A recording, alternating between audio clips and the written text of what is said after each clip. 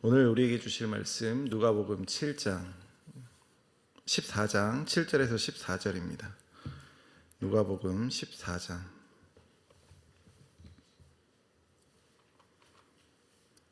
7절에서 14절.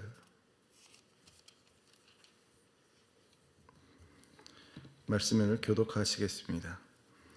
청함을 받은 사람들이 높은 자리 택함을 보시고 그들에게 비유로 말씀하여 이르시되,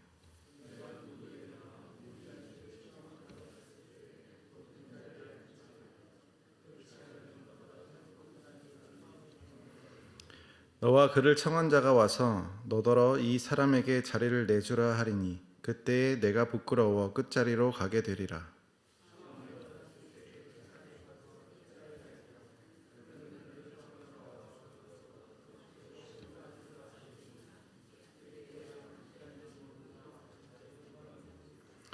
무릇 자기를 높이는 자는 낮아지고 자기를 낮추는 자는 높아지리라.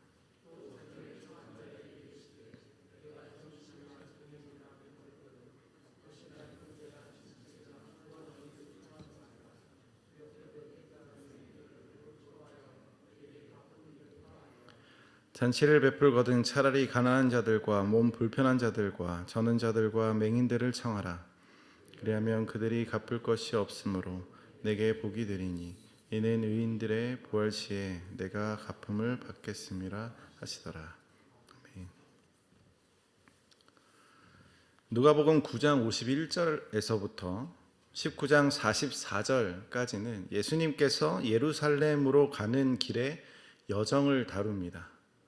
그러니까 오늘 우리가 보고 있는 누가복음 14장에서는 예루살렘을 향해 가는 예수님과 제자들이 어떠한 일을 겪으면서 예루살렘을 향하고 있는지 소개하고 있습니다.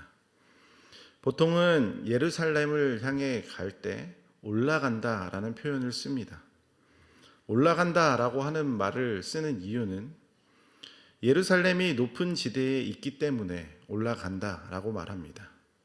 또 그것뿐만 아니라 지방에서 수도로 올라간다라고 표현하는 것 같이 예루살렘은 중요한 지역이라서 예루살렘으로 올라간다라고 표현합니다. 지금 누가복음에서는 예수님께서 예루살렘으로 올라가는 여정을 그리고 있습니다. 그러나 예수님께서 이 땅에서 하시는 사역의 모습을 볼 때 가장 낮은 곳으로 내려가시는 여정이기도 합니다. 그리고 예수님의 모습이 가장 초라해지고 가장 험난할 때, 예수님께서 십자가를 지시고 죽으셨을 때, 사람이 경험할 수 있는 가장 수치스럽고 고통스러운 모습까지 낮아지셨을 때 그분께서 취하시는 영광은 가장 절정에 이르십니다. 예수님께서 보여주시는 사역은 그렇습니다. 그렇기 때문에 오늘 말하고 있는 이 내용 또한 예수님을 믿는 자들에게 있어서 예수님을 따라가는 것은 과연 어떠한 의미인지를 말씀하고 계십니다. 예수님을 따라가는 것, 그것은 과연 어떠한 의미일까요? 우리는 정말 높은 자리로 올라가는 것을 참 좋아합니다.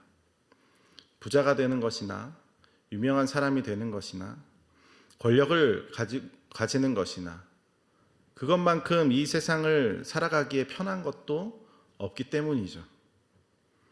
어떠한 일을 하고자 했을 때 없는 것보다 있는 것이 더 낫습니다. 특히나 요즘같이 능력주의 사회에서 성공한 사람은 누구나 인정받기 때문에 이런 시기일수록 우리는 더더욱 높은 곳으로 이른바 성공이라는 것을 하고 싶어 합니다. 그러나 능력주의 사회에서 사람들은 몸과 마음이 병이 들기 십상이죠. 사회학자 마이클 영은 능력주의 사회에서 성공한 사람은 자기가 지닌 역량 덕분에 성공했다고 하는 터무니없는 도덕적 오만에 빠지는 반면 실패한 사람은 자신이 게으르고 무능해서 실패했다는 자기 모멸감을 느끼고 자존감마저 잃어버리게 된다라고 말합니다. 사실 엄격하게 보면 성공한 사람에게 성공은 자신의 능력과 노력 때문만은 아닌데 자신은 그걸 누릴 충분한 자격이 있다라고 하는 도덕적 오만에 빠지게 됩니다. 과거 귀족에게는 도덕적인 의무감, 노블레스 오블리주가 있었지만 능력주의 사회에서 성공한 사람은 오히려 패자들을 무시하고 경멸할 뿐이죠. 반면에 능력주의 사회에서 실패와 가난이란 부모나 사회의 탓이 아니라 오로지 자신이 게으르고 무능한 탓이라고 여기게 됩니다. 가난이라고 하는 고통의 수치라는 모욕까지 더해지게 되는 것이죠. 그래서 요즘은 우리는 더욱더 성공하기를 바라고 더욱더 사람들에게 인정받고 싶은 위치에 올라가기를 원합니다. 그러나 오늘 본문에서 11절에서는 예수님께서 이렇게 말씀하십니다. 무릇 자기를 높이는 자는 낮아지고 자기를 낮추는 자는 높아지리라. 오늘 본문의 핵심이 되는 구절이죠. 예수님께서 이 메시지를 전달하시기 위해 비유로 설명하십니다. 혼인잔치에 초대를 받았을 때 높은 자리에 앉지 말라라고 하십니다. 보통 초대받은 사람들은 자기의 자리를 선택할 수 있었습니다. 유대 문화에서는 영어 U자 모양으로 테이블을 배치합니다. 그 중에 가장 가운데 자리가 집주인의 자리였고 집주인의 왼쪽의 자리가 가장 영예스러운 자리고 그 다음이 오른쪽 자리였습니다. 어떤 문화권이든지 집주인과 가장 가까운 자리는 가장 영광스럽고 가장 가까운 사람의 자리입니다. 예수님은 가장 영광스러운 자리 말고 가장 끝자리로 가라 말씀하십니다. 당시 끝자리에 대한 인식은 그 자리에 앉을 바에는 차라리 집에 돌아가겠다라고 할 정도로 앉고 싶어 하지 않는 자리입니다. 그래서 대부분 잔치 자리 가운데 가장 끝자리는 비워지고는 했습니다. 그러니까 지금 이 초대받은 잔치에서 가장 초라한 존재이고 가장 귀하지 않는 존재임을 스스로 나타내라라는 뜻이죠. 그런데 예수님께서는 그러나 그 자리에 앉는 사람은 잔치에 초대한 집주인의 부름을 받게 될 것이라고 말씀합니다. 가장 볼품없는 그 자리에서 집주인의 부름을 받게 된다면 그 잔치에 참여한 모든 사람들 앞에서 영광을 얻게 됩니다. 그러니 내가 스스로 높아지려는 것은 아무 소용이 없고 정말로 중요한 건 집주인이 나를 어떻게 생각하나, 집주인이 나를 누구라고 여기나, 내가 스스로 집주인과 가장 가까운 자리에 앉더라도 집주인이 허락하지 않으면 가장 끝자리로 밀려납니다. 내가 가장 끝자리에 앉더라도 집주인이 허락한다면 집주인과 가장 가까운 자리에 앉게 됩니다. 또 12절에서는 집주인에게 말씀하고 있습니다. 점심이나 저녁에 초대하거든 가까운 사람이나 부한 이웃을 청하지 말라라고 말씀합니다. 왜냐하면 다시 초대받기 때문에 자신이 베푼 그 잔치는 어떠한 덕이 드러나지 않는다라고 하는 것이죠. 지금도 그렇지만 유대 문화에서는 특히나 같이 식사를 한다는 것은 당신과 내가 동일한 사람입니다라고 드러내는 겁니다. 그러니 집에 초대해서 같이 식사한다는 것은 당신과 내가 동일한 위치에 있는 사람입니다라는 것을 확인하는 자리였습니다. 그래서 지금 예수님은 집주인에게 말하고 있죠. 왜 집주인에게 말하고 있을까요? 14절 1절에 보면 안식일에 예수께서 한 바리새인의 지도자의 집에 들어가셨기 때문이죠. 이 바리새인들의 집에는 누가 있냐면 3절에 보면 율법 교사들과 바리새인들이 있습니다. 그러니까 지금 이 집 안에서는 끼리끼리 모였다라고 하는 것이죠. 서로 초대하고 서로가 같은 위치에 있다는 것을 확인하는 자리이죠. 그러니 초대하고 같이 식사할 수만 있다면 자신에게 가장 득이 되고 가장 유리한 사람들을 초대하게 될 겁니다. 반면에 자신과 함께 할 때 득이 되지 않고 이득이 되지 않는다면 초라한 사람들을 초대하지 않게 되죠. 예수님은 그런 문화에서 가장 낮은 사람들, 곧 가난한 자, 몸이 불편한 자, 저는 자, 맹인들을 초대하라고 하십니다. 그것은 복된 것이고 그것은 곧 하나님께서 반드시 갚아줄 것이라고 말씀합니다. 예수님께서는 이 세상에서 내가 행한 것들을 갚을 수 있는 자들 말고 정말 귀한 그리고 가장 높으신 하나님께서 갚으실 것을 기대하면서 살아가라 말씀하십니다. 정말로 함께 한다는 것, 참된 교제는 다른 사람들의 신분이나 지위, 재산의 근거에서 경계선을 긋지 않는 것입니다. 다른 사람을 가장 귀하게 여기는 것은 그들이 가진 것으로 판단하는 것이 아니라 그들에게 꼭 필요한 것들을 아주 관대하게 베푸는 것입니다. 예수님은 우리의 교제가 계층이나 신분으로 정해져서는 안 된다라고 말씀하십니다. 영국의 시인이자 목회자인 조지 허버트는 이렇게 이야기했습니다. 만약 우리가 하늘나라로 들어가고자 한다면 우리는 겸손해야 한다. 하늘나라의 지붕은 대단히 높지만 그곳으로 들어가는 문은 매우 낮기 때문이다.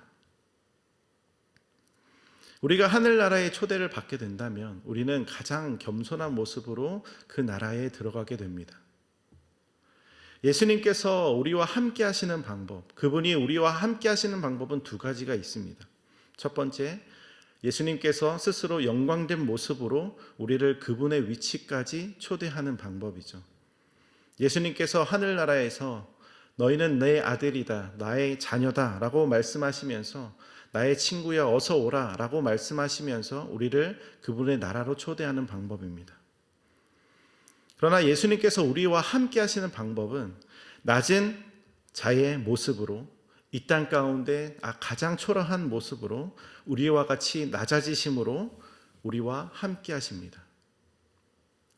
이것이 하나님께서 우리에게 은혜를 베푸시는 원리이고 하나님께서 하나님 나라에 우리를 초대하시는 방법입니다. 빌립보서 2장 6절에서부터 11절은 이렇게 말씀하십니다. 그는 근본 하나님의 본체시나 하나님과 동등됨을 취할 것으로 여기지 아니하시고 오히려 자기를 비워 종의 형체를 가지사 사람들과 같이 되셨고 사람의 모양으로 나타나사 자기를 낮추시고 죽기까지 복종하셨으니 곧 십자가에 죽으심이라. 이러므로 하나님이 그를 지극히 높여 모든 이름 위에 뛰어난 이름을 주사 하늘에 있는 자들과 땅에 있는 자들과 땅 아래에 있는 자들로 모든 무릎을 예수의 이름에 꿇게 하시고 모든 입으로 예수 그리스도를 주라 시인하여 하나님 아버지께 영광을 돌리게 하셨느니라. 예수님께서는 가장 낮은 모습으로 우리와 함께 하실 때 하나님께서는 그 예수 그리스도를 가장 높은 곳으로 올리셨습니다.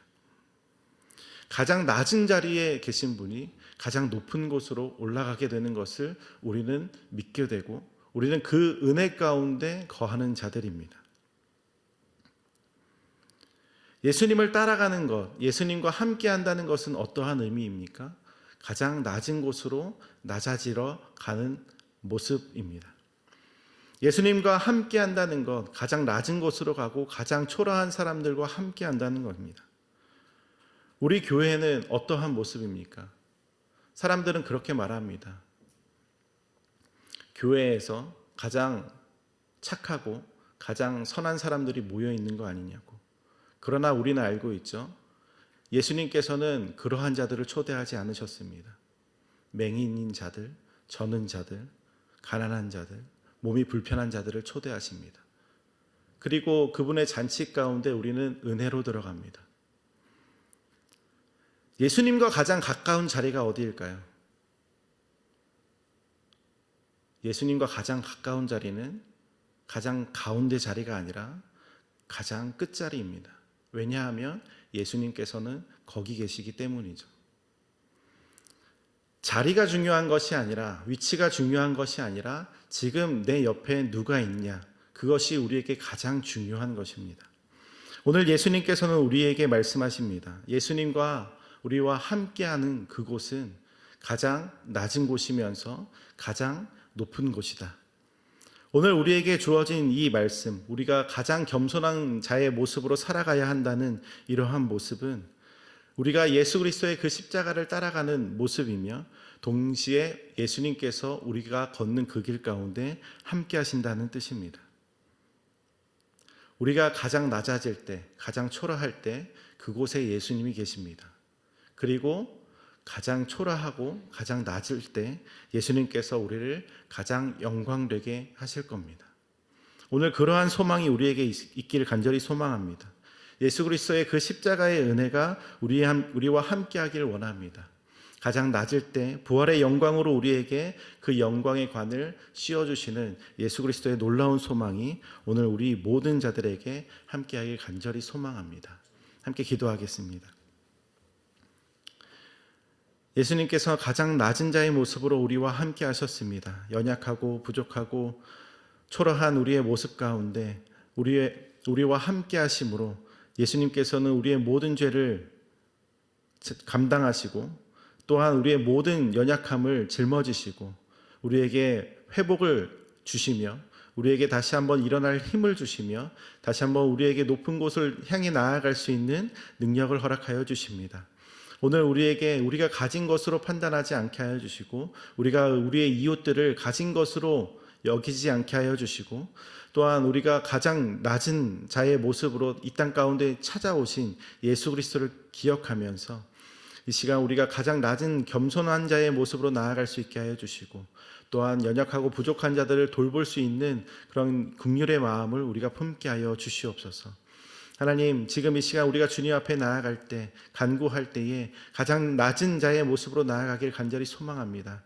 가장 낮은 자의 하나님이심을 믿으며 소망하며 나아가길 간절히 소망하오니 지금 이 시간 우리가 무릎 꿇고 겸손히 주님 앞에 나아갈 때에 주님께서 우리의 모든 기도 가운데 응답하여 주시고 우리의 모든 간구 가운데 주님 회복을 명하여 주시옵소서.